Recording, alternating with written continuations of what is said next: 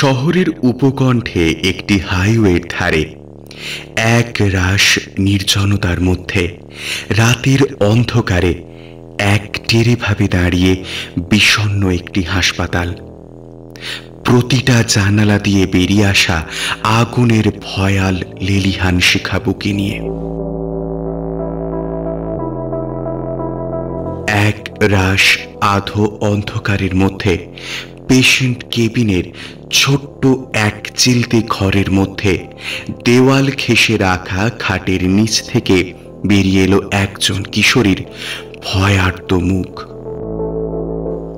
ভয় পাওয়া মুখে নিচ থেকে মাথা তুলে সে দেখে নিল একবার ঘরের পরিস্থিতি।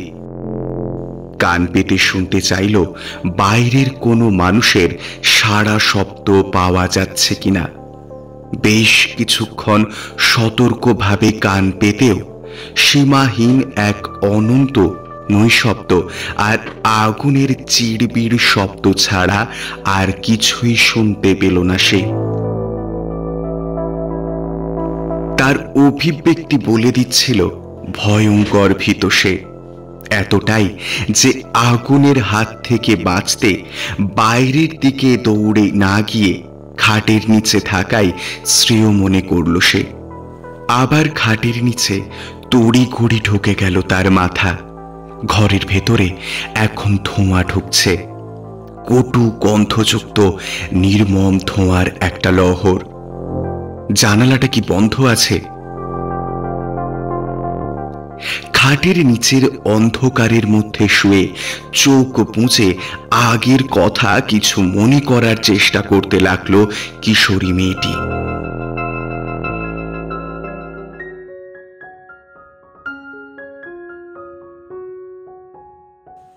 বেশ কিছুদিন ধরে একটি জটিল শ্বাসকষ্টে ভুগছিল মেয়েটি। শেষের দিকে এই কষ্ট ক্রমশ বাড়ায় বাবা তাকে নিয়ে এসে ভর্তি করেন এই হাসপাতালে। ধীরে ধীরে সুস্থ হয়ে ওঠে মেয়েটি। আজ সন্ধ্যের চেকআপের পর ডাক্তার কাকু খুব খুশি হয়ে যান।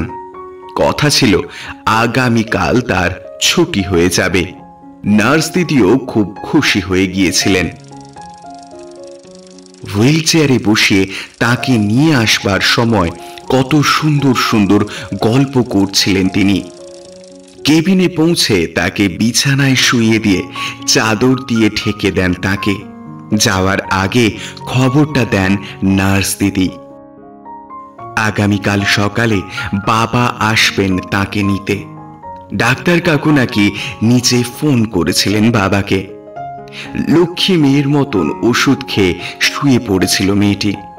তারপর রাত হলে ওয়ার্ড বয় এসে রাতের খাবার দিয়ে গেলে তা খেয়ে রাত্রের ওষুধ খেয়ে ঘুমিয়ে পড়েছিল সে। পরদিন তাকে বাড়ি যেতে হবে তো। কিন্তু হঠাৎ করে ঘটে গেল অঘটন।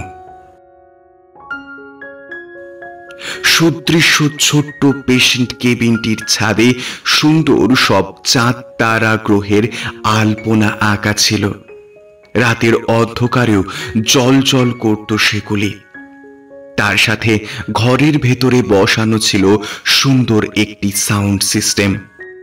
মৃদুমন্দ পিয়ানোর ছন্দে মিঠে টুংটাং আওয়াজে ভরে থাকত ঘরের ভেতরটি সর্বক্ষণ।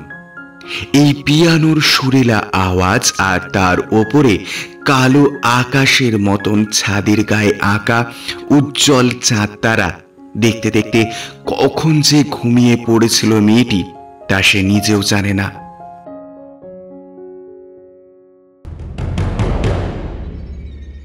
হঠাৎ ঘুম ভেঙে গেল বেশ তীব্র কটু একটা গন্ধে। কানে ভেসে আসছিল থেকে থেকে অনেক ধরনের চিৎকার, আর্তনাদ আর মানুষের প্রবল বিশৃঙ্খলতার আওয়াজ। ঘুম ভাঙতে বেশ অবাক হয়ে গিয়েছিল মেয়েটি। তারপর অবাক হয়ে উঠে বিছানায় কিছুক্ষণ বসে থেকে তারপর টলমল পায়ে এগিয়ে গেল সে দরজার দিকে। হাত বাড়িয়ে ঠেলতে খুলে গেল সেটি। অবাক বিস্ময়ে বাইরের দিকে তাকিয়ে দেখল মেয়েটি। যে উজ্জ্বল আলোকিত প্যাসেজটি অতিক্রম করে আজ সন্ধেবেলায় নিজের কেবিনে ফিরে এসেছিল সে, যে প্যাসেজের দুদিকের সারিবদ্ধ কেবিনগুলো থেকে ওষুধ আর ফিনাইলের তীব্র গন্ধ ছাপিয়ে ভেসে আসছিল সুন্দর একটি মন মাতানো গন্ধ, যাতে লেগেছিল ওয়ার্ড বয় আর নার্সদের ব্যস্ত সমস্ত হুড়োহুড়ি। সেই প্যাসেজ এখন অন্ধকার। দুদিকের সারিবদ্ধ কেবিনগুলো থেকে বেরিয়ে আসছে আগুনের লকলকে শিখা, সেই সাথে ধোঁয়ার কুণ্ডলী, আর তার সাথে ভেসে আসছে সুতীব্র মরণপণ আর্তনাদ।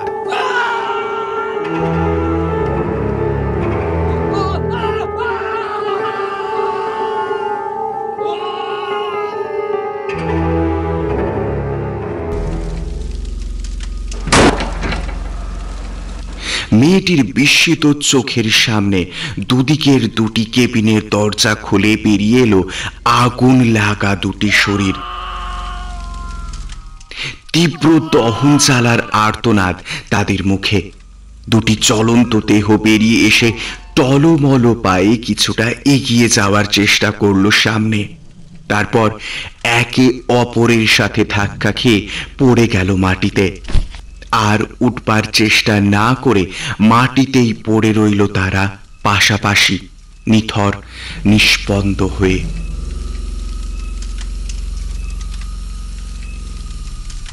আগুনটা যেন বড্ড তাড়াতাড়ি এগিয়ে আসছিল কিশোরীটির দিকে, তাকে জ্যান্ত গিলে খাওয়ার জান্তব চেতনায়। ভয় পেয়ে তড়িঘড়ি পিছিয়ে এলো মেয়েটি। দ্রুত দরজাটি ঠেলে বন্ধ করেই কোনো মতে হ্যাচড় প্যাচড় করে সে ঢুকে পড়ল খাটের নিচে। আবার কিশোরীর মনে হয়েছিল নিশ্চয়ই খাটের তলাটাই বুঝি বাঁচবার একমাত্র উপায়। এই নিরাপদ আশ্রয়ে ঢুকে পড়াটাই এখন শ্রেয়। তাই করেছিল সে। তবে আগুনের এগিয়ে আসা লকলকে শিখাকে নয়, মেঝেতে পড়ে আগুনের জ্বলতে থাকা দুটি নরদেহ নয়। ভয়ে দাঁত কপাটি লেগে যাওয়ার পেছনে অন্য একটি কারণ ছিল। বাইরের প্যাসেজে তাকানোর সময় আধো অন্ধকারে স্পষ্ট দেখতে পেয়েছিল সে নার্সদের সাদা অ্যাপ্রন পরা ঘন কালো রঙের একটি ভয়ঙ্কর অবয়ব। এত দূর থেকে বোঝা গিয়েছিল যার মুখটা সাদা বর্ণের, পচা গলা বিকৃত।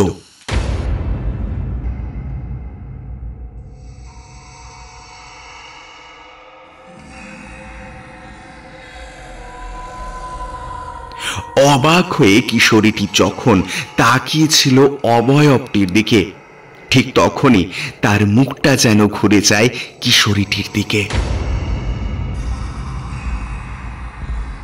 তারপর এগিয়ে আসতে থাকে অবয়বটি ধীরে ধীরে।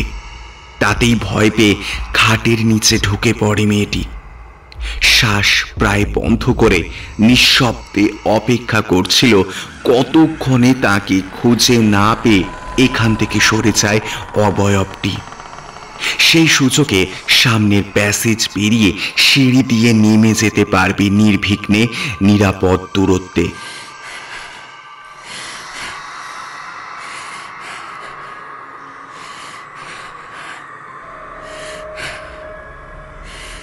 কেটে গেল বেশ কয়েকটি মুহূর্ত।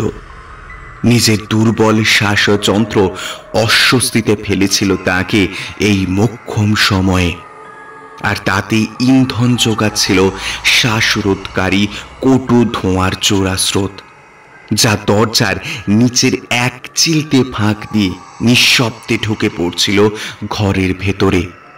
একটু একটু করে পরিবেশটাকে বিষাক্ত করে তুলেছিল সেই ধোঁয়া। কোনো মতে নিজের পরনের পোশাকের বুকের কাছটা মুঠো করে উঁচু করে তুলে নাকের কাছে ধরে পরিস্থিতির সাথে কিছুটা মোকাবিলা করল মেয়েটি। তারপর পরিস্থিতি যখন হাতের বাইরে চলে গেল, খাটের নিচটা ধোঁয়ার কটু গন্ধে ভরে যখন শ্বাস নেওয়াটাই কঠিন হয়ে এলো, তখন মেয়েটি মুখ বাড়াতে গেল খাটের বাইরে। এমন সময়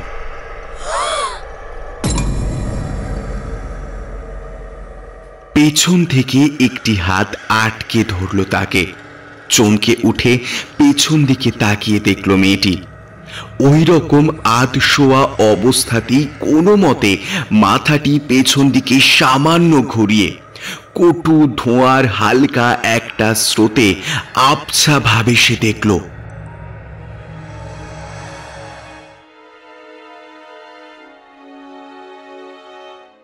অস্পষ্ট একটি মুখ আর অস্বাভাবিক জ্বলন্ত দুটি চোখ।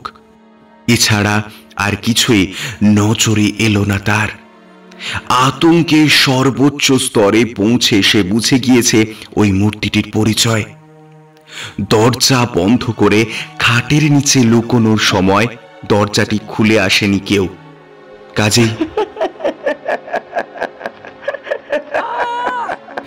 এত কিছু অবশ্য মাথায় আসবার আগেই হ্যাচড় প্যাচড় করে দেহটাকে কোনো মতে টেনে বার করে এনেই মুখ দিয়ে চাপা ভয়ের একটা শব্দ করে দরজা খুলে বাইরের ধোঁয়া ভর্তি প্যাসেজের মধ্য দিয়ে এলোমেলো পায়ে ছুটে গেল মেয়েটি সাহায্যের আশায়।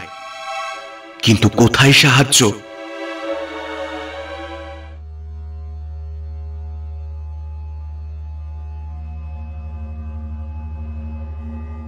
বিরাট লম্বা টানা প্যাসেজ জুড়ে তখন ছড়িয়ে ছিটিয়ে বিভিন্ন আকৃতির বিভিন্ন ভঙ্গিমায় শায়িত নিথর অর্ধদগ্ধ দেহগুলি ইতিউতি।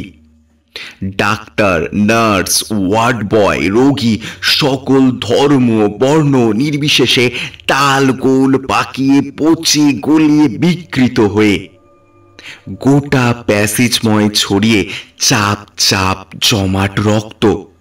দরজায়, মেঝেতে, দেওয়ালে, সর্বত্র।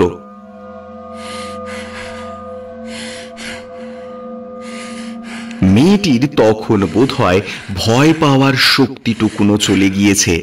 চোখের সামনে ভয়ঙ্কর এই দৃশ্য দেখে বড় বড় কাঁপা কয়েকবার শ্বাস নিয়ে পেছনের দিকে মাথা ঘুরিয়ে দেখে নিল মেয়েটি কেউ তাকে অনুসরণ করছে কিনা।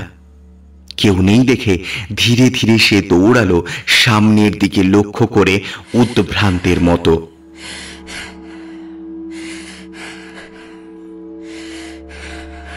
প্যাসেজটি সোজা সামনের দিকে এক টানা চলে ডান দিকে ঘুরে গিয়ে ধাক্কা খেয়ে শেষ হয়েছে চওড়া একটা সিঁড়ির মুখে।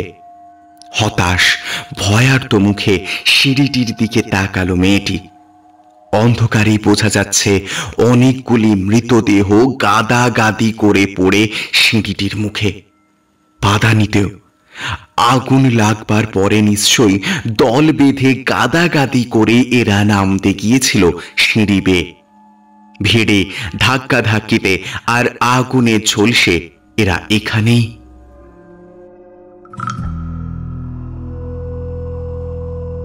আর তাকাতে পারছিল না মেয়েটি সামনের ভয়ঙ্কর দৃশ্যটির দিকে।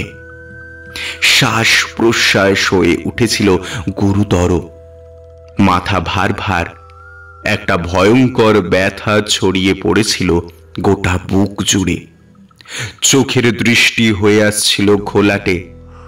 টলতে টলতে কোনো মতে কিছুটা পিছিয়ে মোড় ঘুরে ফেলে আসা পথটির দিকে একবার তাকালো সে। আর তাকাতেই চমকে উঠল।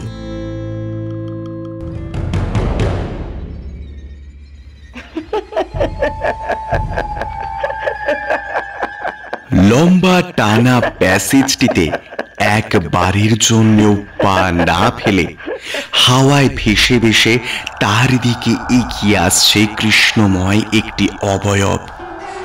দুর্বল চোখে মেয়েটির শুধু চোখে পড়ল একটি নার্সের রক্তমাখা পোশাক সেই অবয়বটির পরনে।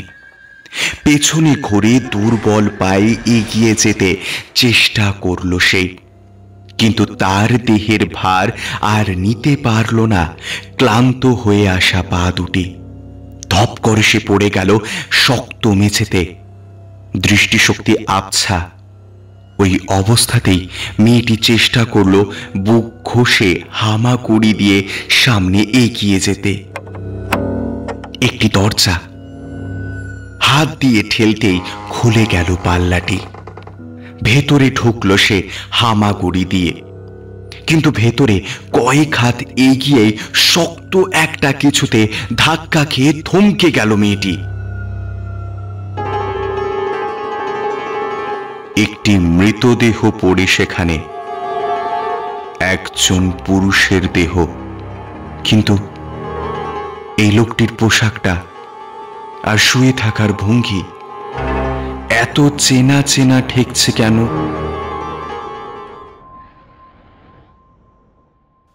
আতঙ্ক কিছুটা কমেছে, এখন সেখান থেকে জেগে উঠেছে অদম্য একটা কৌতূহল। হাত দিয়ে কোনো মতে ঠেলে পড়ে থাকা দেহটি সোজা করল মেয়েটি, আর তারপরে বাবা! ঘরের ভিতরটা একটা মৃদু সীমিত আলো।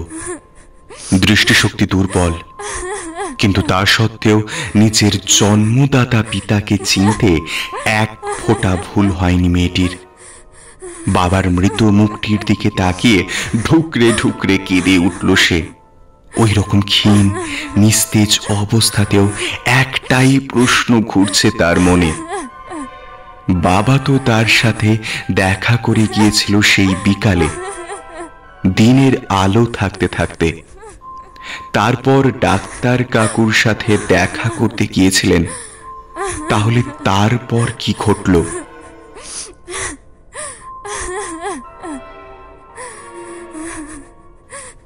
বাবার দিকে তাকিয়ে একটানা কেঁদেই চলল মেয়েটি। এমন সময় হঠাৎ একটা হাত পড়ল তার পিঠে।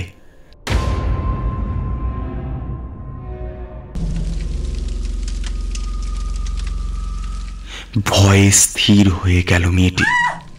মুখ দিয়ে বেরিয়ে এলো ভয়ার্ত একটা আর্তনাদ। মুখ না ঘুরিয়েই মাথা নিচু করে কাঁদতে কাঁদতে কোনো মতে অর্ধস্ফুট স্বরে বলল, মেরো না আমাদের, মেরো না, দোহাই, আমি বাঁচতে চাই। বালাই ষাট বাচ্চা, তোমাকে মারবো কেন? একবার পিছনে তাকিয়ে দেখো, আমি তো তোমার সেই নার্স দিদি, মনে নেই? সন্ধেবেলায় তোমাকে হুইল চেয়ারে করে নিয়ে এলাম, কত গল্প বললাম তোমায়, রাত্রে ওষুধ খাইয়ে ঘুম পাড়িয়ে দিলাম। যে কটা দিন তুমি হাসপাতালে রইলে, সে কটা দিন তোমায় কত যত্ন আত্তি করলাম, আর তুমি আমায় ভুলে গেলে। যা। মধু ঢালা স্বরটি পেছন থেকে ভেসে আসতেই গলাটা চিনতে পারল মেয়েটি। স্বস্তির একটা নিঃশ্বাস পড়ল চেনা গলার আওয়াজ পেয়ে। দুটো বুজে যাওয়া চোখ খুলে গেল প্রায় সাথে সাথেই। 7-5 কিছু না ভেবে ধীরে ধীরে পেছনে ঘাড় ঘোরাতেই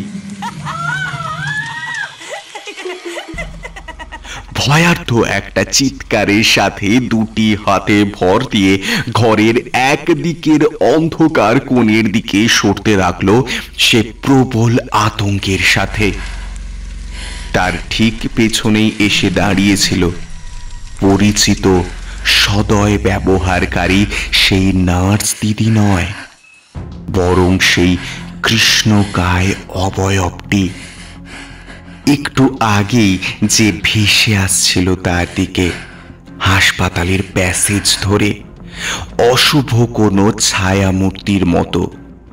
ঘরের ভেতরে জ্বলতে থাকা লো ওয়াটের আলোর দিকে ঘেঁষে দাঁড়িয়ে সেই অবয়ব। এখন তার মুখটি দেখতে পেয়েছে মেয়েটি, আর তাকে চিনতে পেরেই সভয়ে তার পেছনে সরে যাওয়া, কিন্তু আবার দ্বিতীয়বার গতি ব্যাহত হলো তার। শক্ত কিছুতে ধাক্কা খেয়ে থমকে যেতে হলো তাকে। ভয়ে ভয়ে ঘাড় ঘুরিয়ে দেখল মেয়েটি। ভয়ঙ্কর একসার আতঙ্ক আর বেদনা মাখা নিস্পন্দ চোখ নিয়ে মাটিতে ঠিক তার পেছনেই পড়ে ডাক্তার কাকু। বিস্মিত চোখে কিছুক্ষণ তার চোখের দিকে তাকিয়ে এবার ধীরে ধীরে স্বাভাবিক হয়ে উঠল মেয়েটির মুখ। অদূরে দাঁড়ানো ছায়ামূর্তির দিকে ধীরে ধীরে ভয়হীন নিষ্পলক ভাবে হাঁপাতে হাঁপাতে সে বলল, আমি চিনতে পেরেছি তোমাকে। এর অর্থ বাবা বাবা ঠিকই বলতো। এই অবধি শুনেই ছায়ামূর্তিটি ফিরে তাকালো ঘরে ঢোকবার খোলা দরজাটির দিকে। ধীরে ধীরে বন্ধ হয়ে গেল খোলা পাল্লাটা।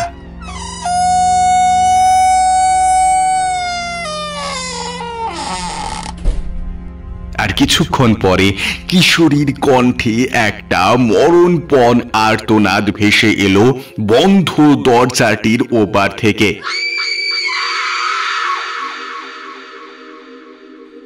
তারপর সব নীরব।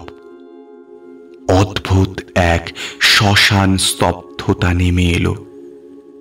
ধিকি ধিকি আগুন জ্বলতে থাকা গোটা হসপিটালটা জুড়ে।